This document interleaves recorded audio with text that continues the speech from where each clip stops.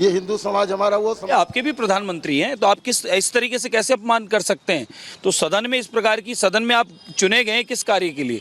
देश के, राष्ट्र के विकास के लिए, या उन विकास की योजनाओं में बाधा उत्पन्न करने के लिए? सदन को नहीं चलने देना आपका ये स्वभाव बन गया, तो सदन में आपको नहीं बैठना था तो आप पधारे क्यों थे? अब आप सदन में आए हैं तो सदन की मर्यादा के अनुरूप आपको काम करने थे।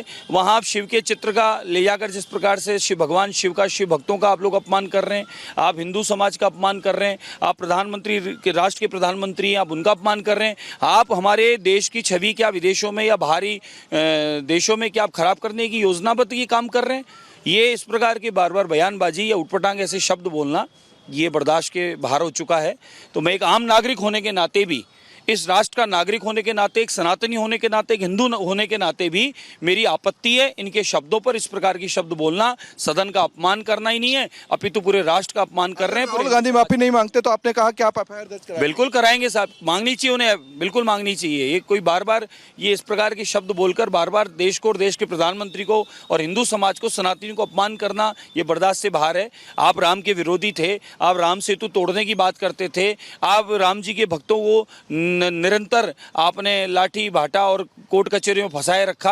अब आप सनातनियों का अपमान करने लगे, आप हिंदू समाज का अपमान करने लगे।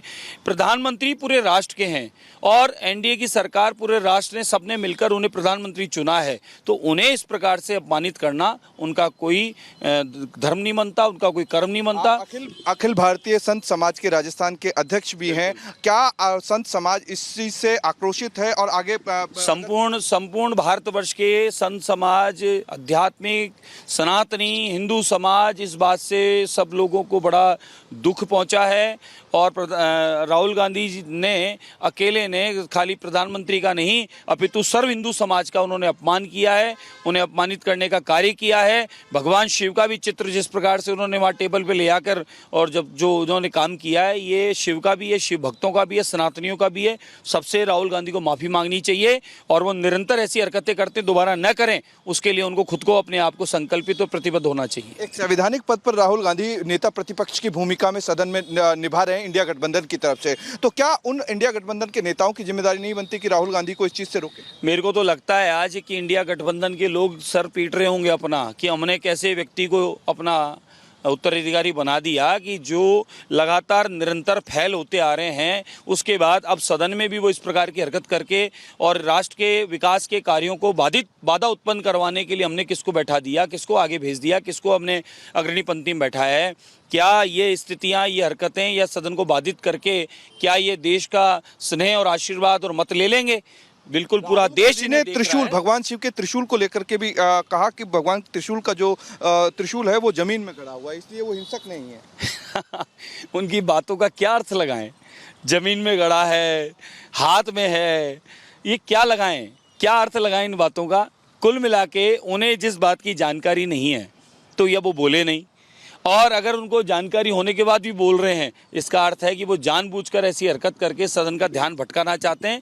देश विकास की ओर बढ़ रहा है। संपूर्ण देश ने आदरणीय प्रधानमंत्री नरेंद्र मोदी और एनडीए पे विश्वास करके और उन्हें सदन में चुना है, उसके बाद वो ऐसी हरकत करके कहीं ना कहीं विकास को बाधित करने का षड्यंत्र रच रहे हैं। इससे ज़्यादा मुझे कुछ और लगता नहीं। आपने एक बड़ा बयान दिया कि राहुल गांधी जी अगर माफी नहीं मांगेंगे तो आप शिकायत दर्ज कराएंगे, एफआईआर दर्ज कराएंगे, लेकिन कब तक वो माफी मांगे, ये का टाइमलाइन रहेगा? आप देखिए, ये उनकी समझ कहती है कि वो जितना जल्दी मांग ले अच्छा है, अन्यथा पूरे देश में रोष है, सभी सनातनी और हिंदू समाज में रोष है।